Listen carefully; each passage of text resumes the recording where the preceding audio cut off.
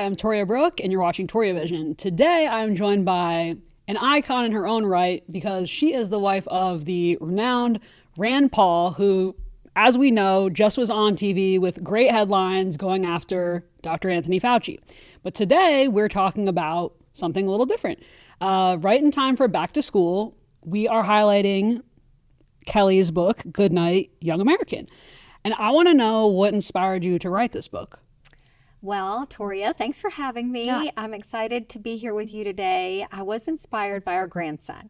So Rand and I have one little grandson. He's about 20 months old now. And last summer, our son and daughter-in-law were over with him. And my daughter-in-law is the one that actually really encouraged me to write something. She gave me the idea. She's like, I think you should write a patriotic board book just in time for America's 250. She's like, I'm not liking a lot of these woke books I'm seeing for littles. And she's like, write something. And I said, okay. And that night at dinner, we kind of played around with ideas, and I actually came up with Goodnight, Little American that night at dinner. And I have my publisher, Skyhorse.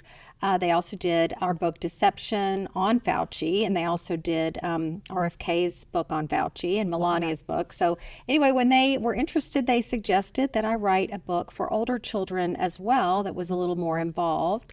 And so I wrote Goodnight, Young American for ages 4 to 8. So, can you tell us a little bit, without giving away the story, Sure. a little bit just about what it's all about and what do you think sets this book apart from the other books we're seeing? Because we know right now, as you mentioned, there's a lot of woke books on the market, and we're trying to get away from that. We're trying to inspire other people to do this. Right. So, what's your favorite part about it? So they're very different, but my objective for both is to inspire patriotism and a love of country and really an appreciation for our legacy as Americans. And really just how incredible our revolutionary history really is, how visual it is. In the children's book, ages 4 to 8, the little boy goes to sleep on the 4th of July, and he is celebrating with his parents, and he asks his dad, what's it all about? And his father starts describing the Declaration of Independence. And when he goes to sleep that night, he dreams all of revolutionary history. So he makes friends with Sam Adams, and he takes part in the Boston Tea Party, and he's a colonist. He rides the midnight ride with Paul Revere. And I wanted to acquaint children with not only the excitement of our revolution, but also the bravery and the incredible heroism and heroic deeds of our founders. And I also wanted them to have an appreciation for our founding documents, the Constitution, the Declaration of Independence. And then when you're holding Goodnight Little, that's for babies and toddlers. And that one is all sweet little nursery rhymes, very lyrical. And again, same idea. It's got George Washington and Thomas Jefferson, and it's patriotic. But that one is much simpler, and it's got those really soft, dreamlike illustrations that my artist, Adrienne Green, is so talented. She did beautiful illustrations in that book. They are beautiful. I went to art school. So again, I went to Savannah College of Art and Design my first year, and then Rutgers School of Mason Gross. So I loved fine art. So this is reminds me of Art Deco, kind of like an F. Scott Fitzgerald vibe. It's beautiful. Thank you. And honestly, people are very undereducated, even adults, on our history. And I feel like it's time that we kind of remember and bring that back because we need it more than ever.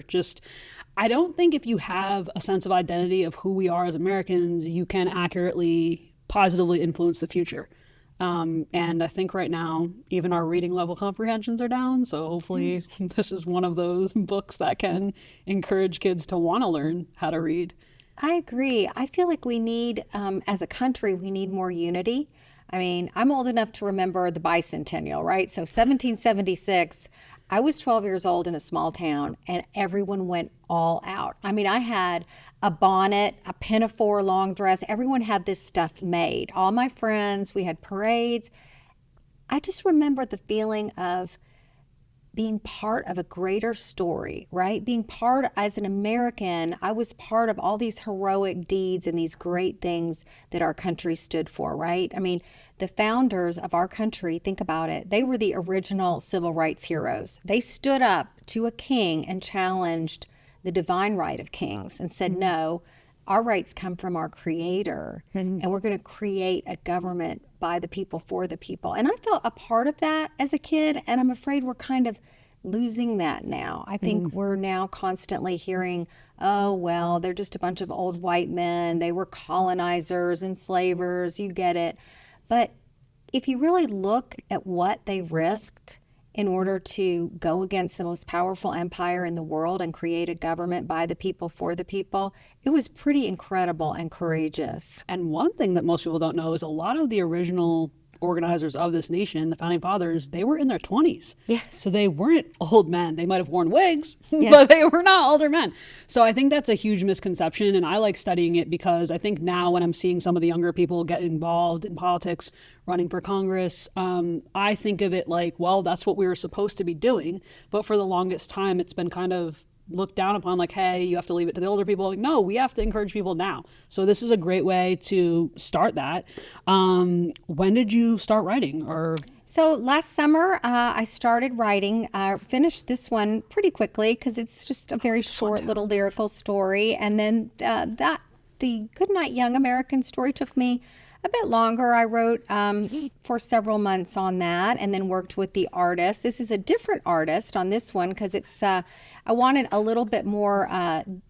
This one has very soft and dreamlike illustrations. This one's more dynamic and very energetic illustrations because I wanted kids to feel this incredible adventure of a little boy and his dog. His little dog's with him in all the scenes. That actually has this dream that takes him through all of American Revolutionary history. So that night he starts out on the Mayflower and he's up in the spyglass and he becomes he's a pilgrim, he's a colonist, and as I said, he makes friends with our great heroes. He joins the Sons of Liberty with Sam Adams. He's there for the signing of the Declaration of Independence. There's the Mayflower Compact. I also wanted to, really acquaint children with how tough times were then, right? I mean, it was like, having to build your own houses, surviving that first winter, everything that the Pilgrims really endured at Plymouth Rock is pretty incredible. And they did it because they wanted freedom, and they wanted freedom of religion. And our founders were very strong in their belief that they had divine providence on their side. They were very strong in their faith in God. That's awesome. Hello. My grandma also wrote some kids' books, so I'm also biased in this department. But I just, like I said kind of before, I think many people don't have a strong sense of our history as a country, and we are divided, and it's unfortunate. And I try to offer some unity. I like to bring different people together. I've had various people on the show, some that maybe not everyone would agree with, but I think it's important to find those common grounds and be able to say, hey, like, we are Americans. Yes. And listen, there's things that I agree with sometimes on the other side that maybe not everybody would love. But at the end of the day, I mean, for me personally, I started out in fashion, so more liberal. Conservative was kind of just shunned in general. They didn't even know that I was, which was good, both good and bad. But being in the art realm, being in fashion, you kind of learn, like, a lot of these people, they're not ill-intended, right? We just don't always see eye to eye on everything. So if you can find the things that bring people together, and right in time for America 250, that's why I loved when you reached out, because this is great. And what would you say to kind of encourage other people to start writing their own books or get involved in art that's patriotic? Oh, I'm just a big believer, especially now. We have so many resources, right, at our disposal. You can just use so many creative tools online to create, to write. AI. You can't do AI, which is not good. Exactly. I have to be honest. AI is kind of scary crazy because I love art and I respect the creative process. But when I was trying to sell these books to 4 or 5 different publishers, I had the vision of the dream and I knew what I wanted my little boy to do. So I used AI to create some of the original art. I'd say, show me a little boy with George Washington crossing the Delaware. And you'd be shocked at kind of how good some of it was. And the first publisher that was interested said, we could even use AI. I said, I really don't want to do that. I want that, this art is so beautiful. AI can never replicate it. But it did a pretty good job for me to storyboard something out. And that can be helpful in the creative process, right? While you're trying to get your vision going, using it as a good tool. So as far as just like your childhood and how you grew up, were you passionate about art and writing? Like what's your background? I always was. I was an English major in college. I worked in corporate America right after college. Before I got married, I worked for Sprint, Nortel Networks, a lot of telecommunications companies. So I was in the technical world, but I wrote a lot. I wrote executive speeches. I wrote corporate magazine articles, our marketing copy. So I was always a writer, and then took a break when I had our 3 children and took a break where I just, fortunately as a writer, you can freelance. So I freelanced a fair bit when my kids were young, but I could always just sort of take it or leave it as far as jobs were concerned. So that was good. Gave me a lot of time to raise my family. And then when Rand decided to run for the U.S. Senate, suddenly I got a whole new opportunities for writing, helping him with speeches, helping him with his books, working on our ad copy, working in, political consulting. So I did that with him. So yeah, it's been a full circle. I also was a career-long copywriter, so that's kind of my background, from fashion to nuclear weapons. So a little bit of both. But I guess I'm trying to think. Like, I have considered writing books. It takes a lot of time. So as far as like the editing process, how many people are involved in these kinds of projects? Like, do you find it's better when there's like less cooks in the kitchen, or like do you? I think so. Yeah. With this book, I had one editor, and she was great. And then as I said, we had 2 different artists, and had a lot of fun going back with the artists. Rand was helpful on one in particular. So, it's just funny once you start storyboarding this out. For example, like I knew I wanted, George Washington to be, crossing the Delaware with my little boy.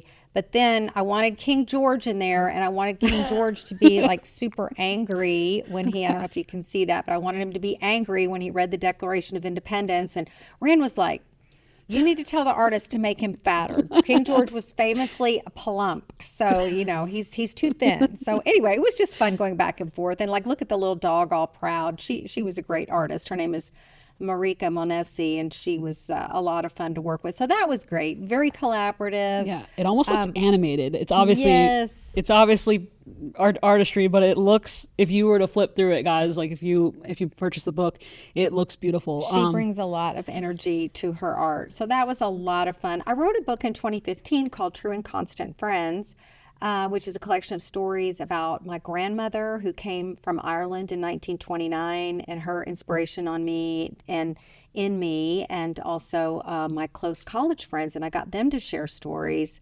And that I had a really good editor with that as well. But for me, it's better just to work with one editor. Yeah, I would tend to agree, because then even in social media now, when you've got many different communications professionals working together, sometimes the voice is different, and you're like, wait a minute, I had a different idea for this. But so I believe it was last week, Americans saw the headlines and saw your husband honestly be a patriot, because he really went after what was going on with Fauci. And I think a lot of people have been waiting to see all these years, like, is there anything going to be done about it? So what's your perspective? Like, do you think we might see justice? Well, first of all, I was so proud of Rand, and I have been since 2020. I mean, I saw Rand in 2020 absolutely vilified by the media, vilified, because he was the first one. While it was all happening, Rand was the one calling him out. My husband is a physician. He has an MD. Mm-hmm. He is a surgeon. He's sitting there saying, we know cloth masks don't work. We know it won't stop a respiratory virus. Oh, no. Rand was already getting their number, right? He's like, no studies show a cloth or a surgical mask will stop respiratory virus. Mm-hmm. It was all control. It was to signify fear and ramp up fear so that they could enable the lockdowns. Rand, of course, already was like, are you kidding me? We're being told that a bat coronavirus has escaped in Wuhan, China, where there is the largest bat coronavirus lab. But Fauci is sitting here saying, oh no, it's natural origin. It came from a wet market. He knew that was BS. And he immediately started asking Fauci, followed the numbers, had the actual NIH number that we were funding this gain of function research in a communist country, which was a horrible decision on his part, was a dangerous decision. He bypassed the Pandemic Pathogen Committee. There was a pause on this research in the Obama years. That's why his pardon starts in 2014 when we started funding this through a bypass committee. And what did Fauci say when Rand was literally showing him the NIH number? Senator Paul, we have never funded gain of function research. You are a liar. All this stuff, claiming that Rand's attacking him. Every headline would say Rand Paul attacks Fauci. CNN excoriated him. That horrible anchor, Breonna Keeler, literally called my husband an ass on CNN for daring to do what? Question on behalf of the American people. Isn't that what journalists are supposed to want to do? Find answers, find the truth, hold people accountable. So we suffered a lot. I personally had friends angry with me because they were so terrified and terrorized by the way the media instilled such a sense of panic and fear in people over COVID that when Rand would try to question anything, and of course he was censored by social media, he was thrown off YouTube for saying protected speech on the Senate floor, saying masks don't work. The Biden administration exercised such horrible censorship. So for me, at least now, 6 years later, 5 years later, people know, people saw him take the fifth 111 times. People, when Rand was released his information, his journal, and people say, oh, he released a diary. That's not right. No, that diary was on a government computer using government server, government email. So it belonged to the people, and people got to see how he was saying a completely different thing in private than he was in public. I will never forget in 2020, I believe it was March, the Harvard professor Charles Lieber was arrested and he was tied to the Wuhan lab. It was it was essentially a biological coup on our country. So I'm sorry that happened to him. And I experienced censorship as well. I was suspended 12 times from Instagram, 3 times from Twitter. So before Elon took over, but I still think there's a lot of censorship. I hope that something changes with that in the future. I know FISA Section 702 deals with foreign surveillance, but then there's another that dealt with the social media censorship. I'm blanking on. I'll have to add it in if I remember. Do you think that, let's just say Fauci is dealt with, do you think that may serve as a unification entity for this country? I mean, we need something to bring us together. And I think a lot of us are kind of on the same side with this, right? I mean, I would hope so. I think there are a lot of people, though, that are embarrassed about the way they vilified anyone who questioned, anyone who questioned the vaccine, anyone who questioned masks, anyone who questions lockdowns at the time. I think they're embarrassed now. So now what's their line? We just didn't know. Why? And Rand's like, wait a minute. I was telling people they should ask these questions, that we did know a lot of these things.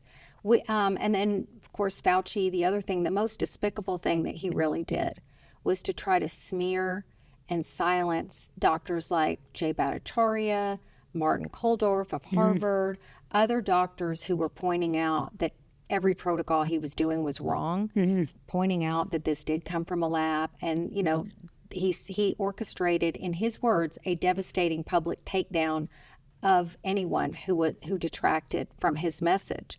And so I hope that people will realize that it's okay to say, hey, we got it wrong.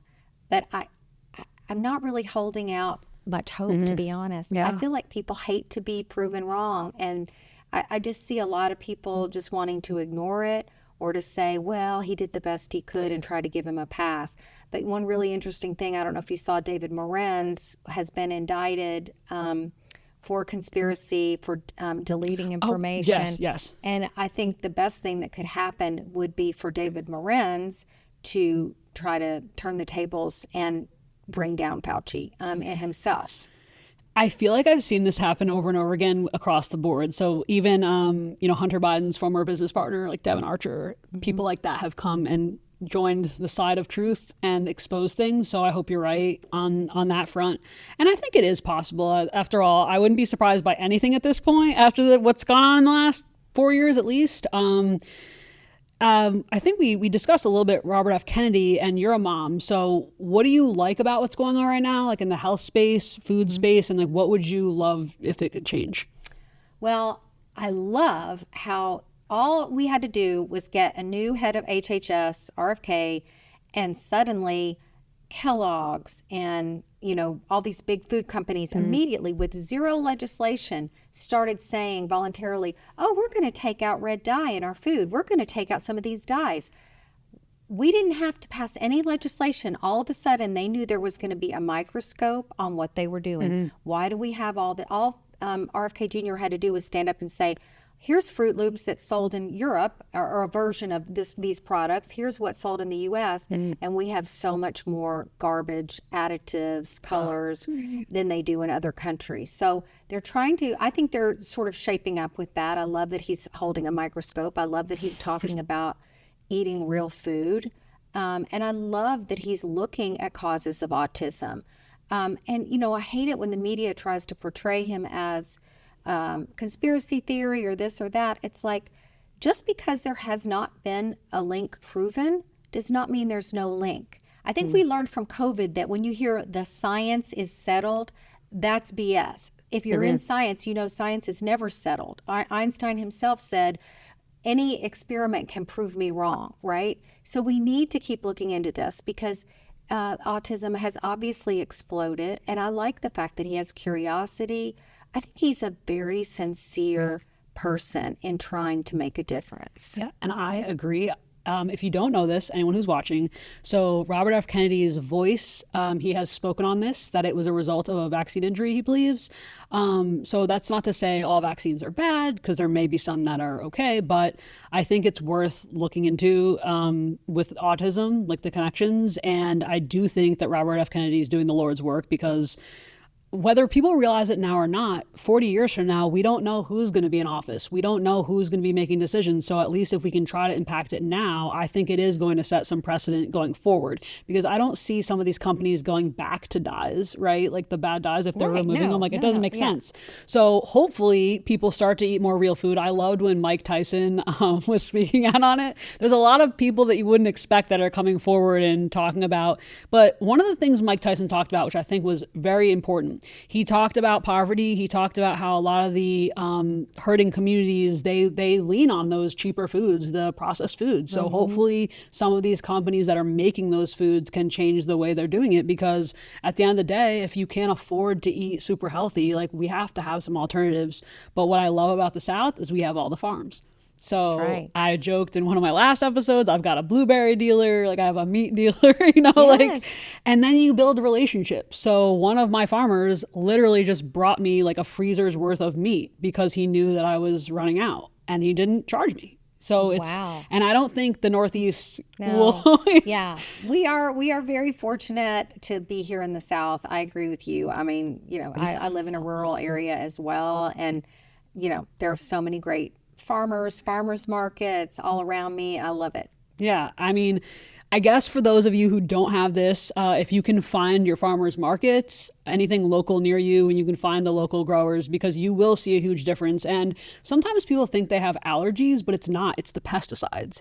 So my sister kept having reactions to like raspberries and different fruits. And then we found, oh, well, if you wash it in apple cider vinegar or like a hydrogen water, you're fine. So check on that before you think that you have an allergy. I'm super into this. I know that I cover generally mainly politics and geopolitics, but if I had more time, I would definitely talk more about health, because I think it can change your life, what you're eating, for sure.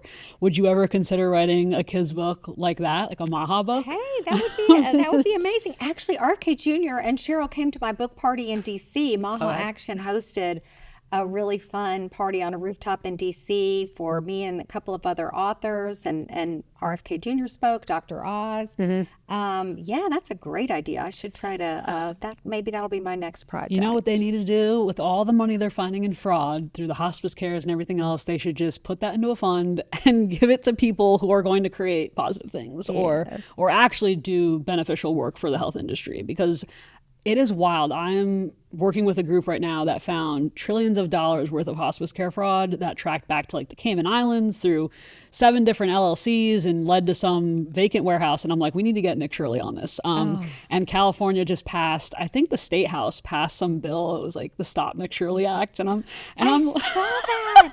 And he is just a kid. I know. He has done amazing stuff. He's absolutely heroic. Talk about like a young kind of founder, that kind of energy. I am so impressed with him. And it's just horrific to me that a state would say, is it really called the Stop Nick Shirley Act? Is that really what it is called? Yes. Of course, it's California, but there are some great areas of California. There are actually a lot of conservative patriot areas of California, but it's just been overrun. And I do think that, hopefully the next couple of years with the elections and poor Spencer Pratt, Spencer Pratt, in my opinion, was robbed. Again, I don't know the exact numbers, but I hope that places like that are rectified, because as I said about the South, there's a lot of great things here.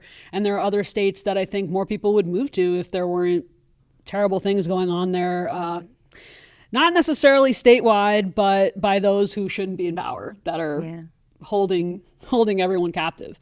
What races are you, I guess, paying attention to now that Kentucky's over? Like, is there any states that you are interested in? Just, I have to say I'm really not. I'm sort of, Rand will be back in cycle next year, so I have to be honest, I'm a little bit like, okay.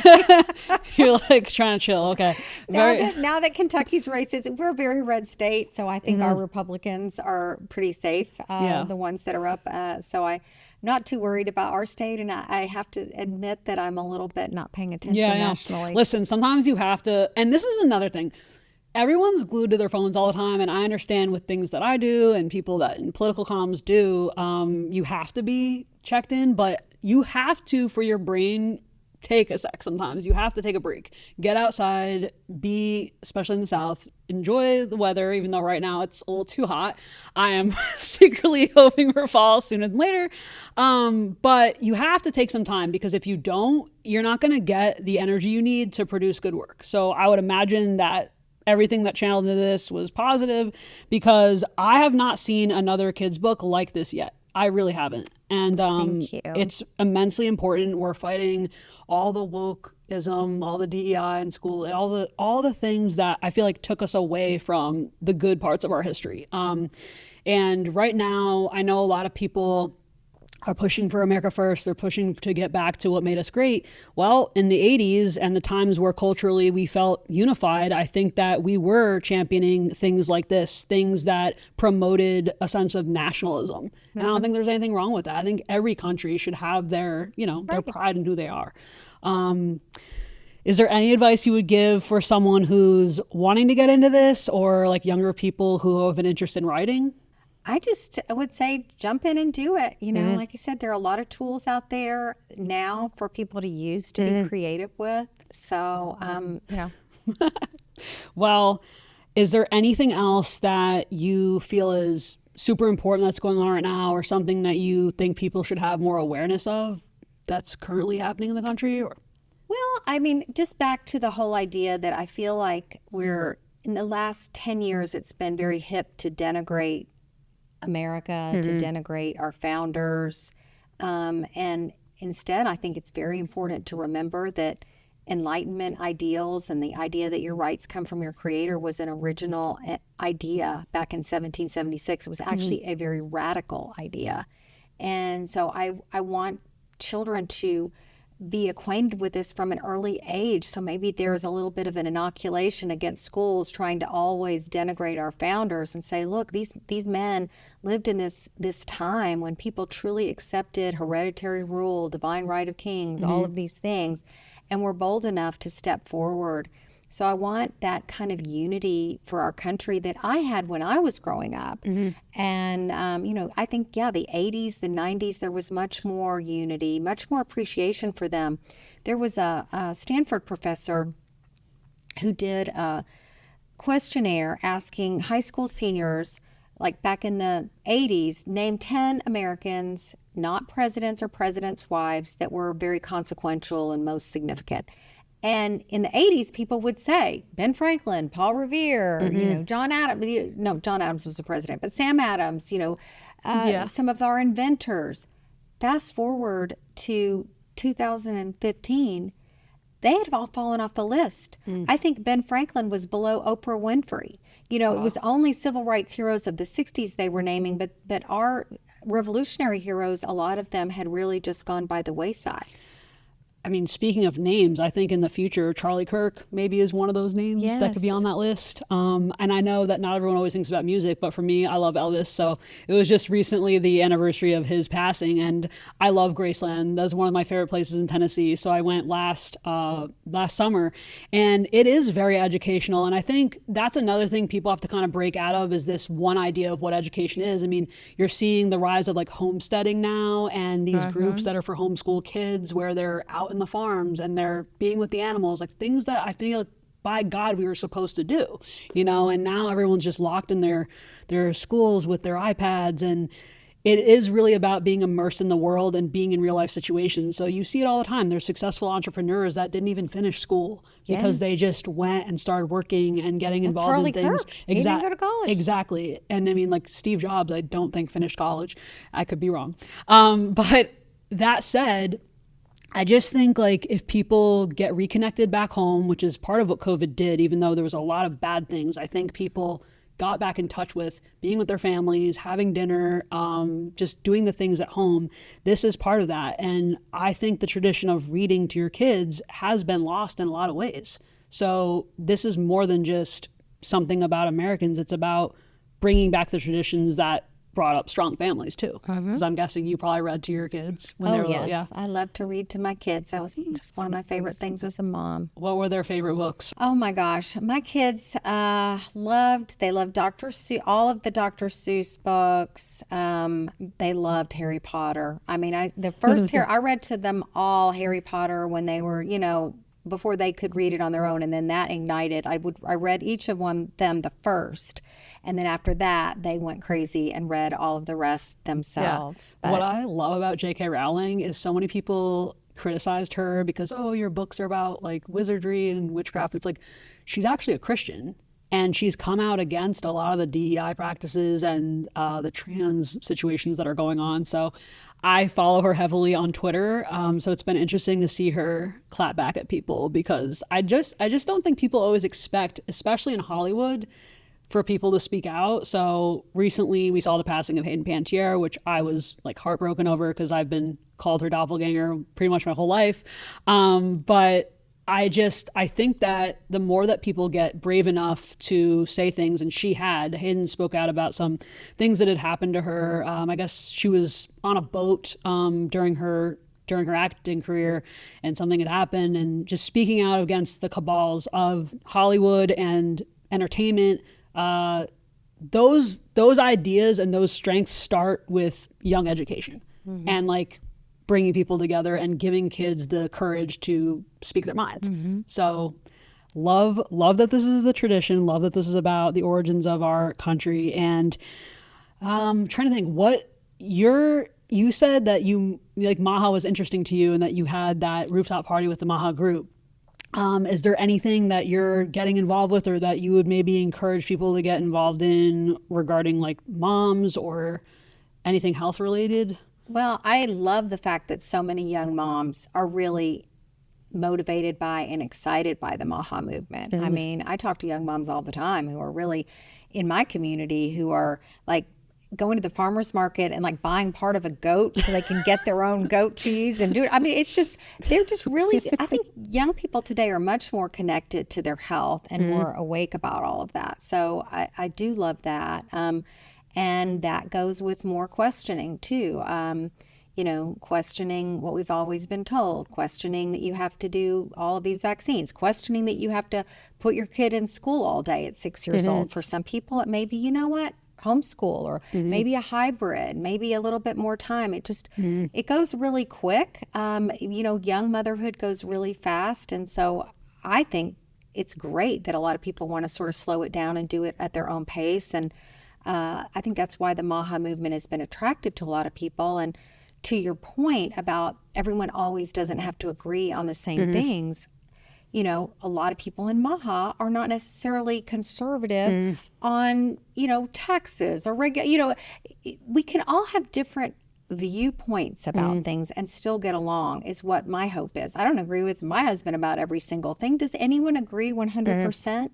And what was so dangerous, I think, about, 2020, and really even it started before then with just this whole wokeism, it's like, if you don't agree with me on everything, not only are you wrong, you're probably evil and hateful, and it's just so crazy to me that you can't just have disagreements about various aspects. Life is so various and rich and so many different things to think about, that the idea that you have to be lockstep with everyone, or you can't be friends with them, or, people cutting off their family members over, disagreements about what the right thing to do during COVID was, or did they vote for Donald Trump or not. That's just really sad to me. And I think we've got to find our way out of that. Yeah, I personally know, I can't necessarily name them, but I know some people that are very big in the music industry and pop culture that are afraid to come out and say what their views are, usually because they're conservatives and they're worried about getting canceled.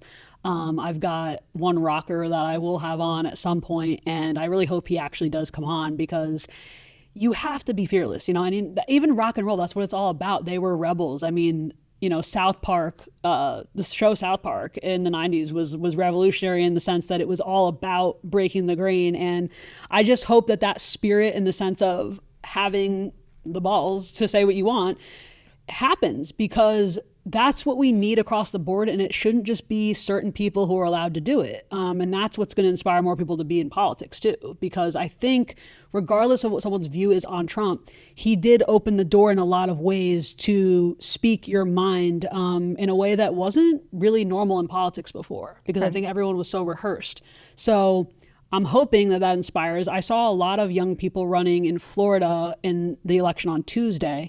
And I don't know if I would do it for a long time, but I got to give credit where it's due for those that have. And I don't know. I think that, as we kind of mentioned, I don't think we're going to backpedal on the health. I hope not. If a Democrat were to get in office next term, I would hope that they would maintain some of the things we've established, because after all, I mean, the hippies were mostly like liberal and Democrats, and they were all for holistic, right? I used to say that all the time. I say, I miss the old liberals, the liberals that were totally for free speech, no matter what you said, right? They would defend your right to say it, totally for questioning authority, questioning the government, questioning. Now it's like, oh my gosh, you don't agree with the experts? You're a terrible person. You're an anti this or an anti that. Yeah. So I do miss the old liberals. They were more anti-war. I mean, everything has kind of flipped if you think about it. It's wild. When I was in college, I had a classic Democrat professor, and the thesis course was writing about a monument in history that had significance. So I wrote about a cathedral that was it was in New York City, and during 9/11, most of Ground Zero area had fallen, and this one church stood. And it's actually the same church that George Washington consecrated the nation. So it was pretty cool. I'm blanking. I think it's St. Michael's. I don't want to misname it.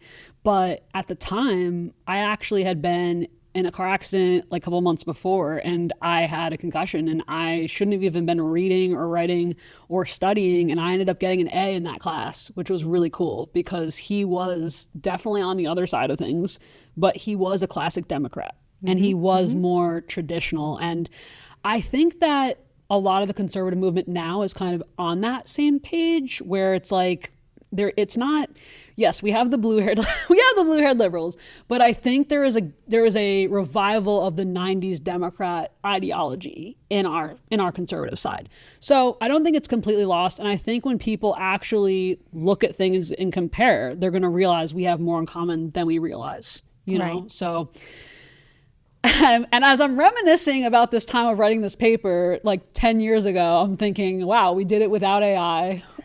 We did it without any of these assistants. Like, I know. I can't even imagine. That scares me a little bit now. It's like, how does anybody learn to write when they can just press a button and spit something out? I know. And for me, listen, it can be very helpful if you need to learn something quickly. There's times I go on news hits where I usually go on to talk about rare earth minerals. So just what's going on in that tech space. And there's a lot happening. So sometimes you just need the quick points and it can educate you, but it will never substitute, you know, reading an article in its full or in its entirety, or having a conversation with someone where you can learn. Mm-hmm. So I'm old school in that sense. Like I mean, most of my friends are probably between 15 and 20 years older than me.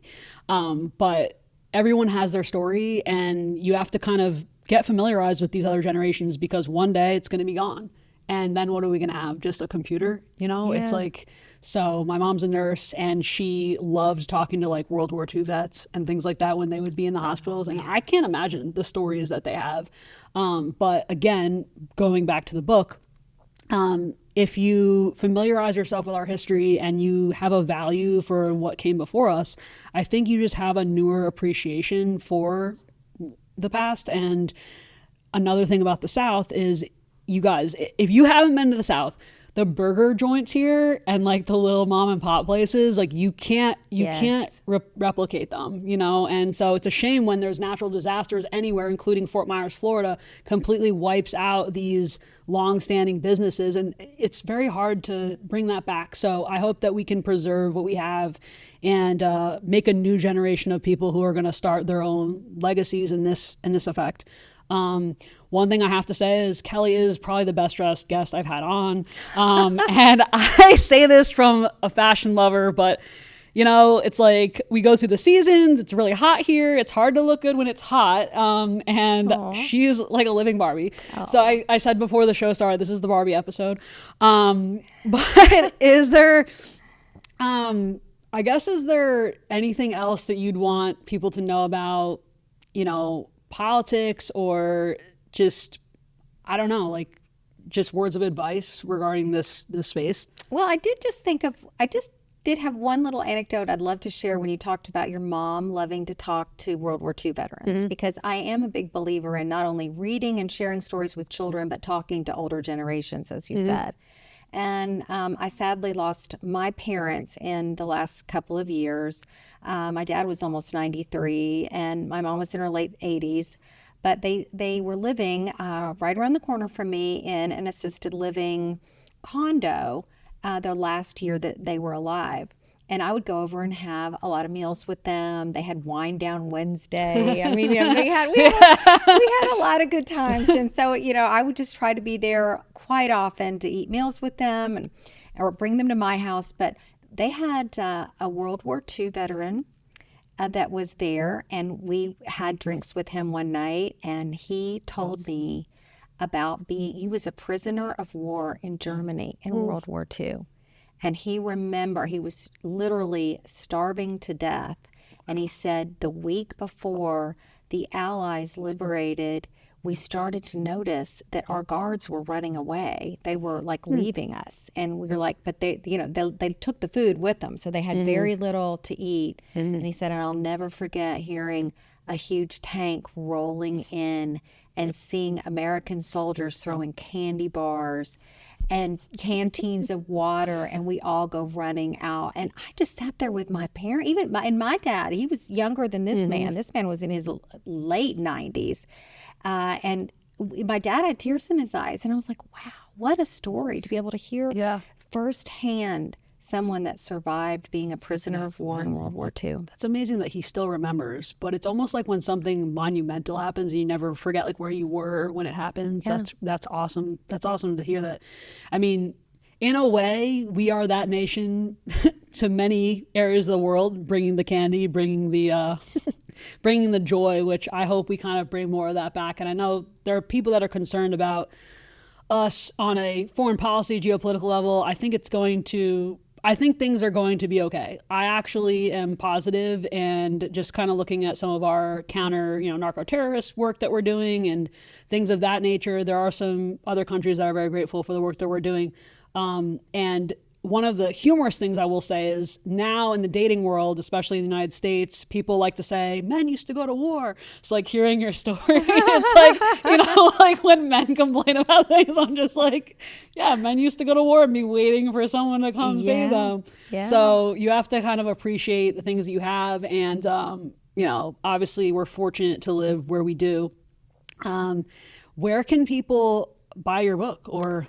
They are available, as they say, everywhere books are sold. Okay. They're on Amazon. They're on BarnesandNoble.com. They're in bookstores, Books A Million. Mm-hmm. They're on ChristianBook.com. They're everywhere. Nice. So, is there any sneak peek? Are you going to write another book or? Not right now. I don't have any plans, but it's always you never know in life what the future holds. Do you? Oh, thank you so much. Thank you for coming out here, and there's going to be an audio version as well. So she recorded it, I believe, today. So I'm very excited about that. I'm busy, and I try to read books, but I feel like I'm constantly just reading news stories that I'm like, I don't have time for anything. But if I turn on a podcast in the car or an Audible, I can easily get to know new material. If you guys love this episode, please hit that subscribe button, and we'll see you next time.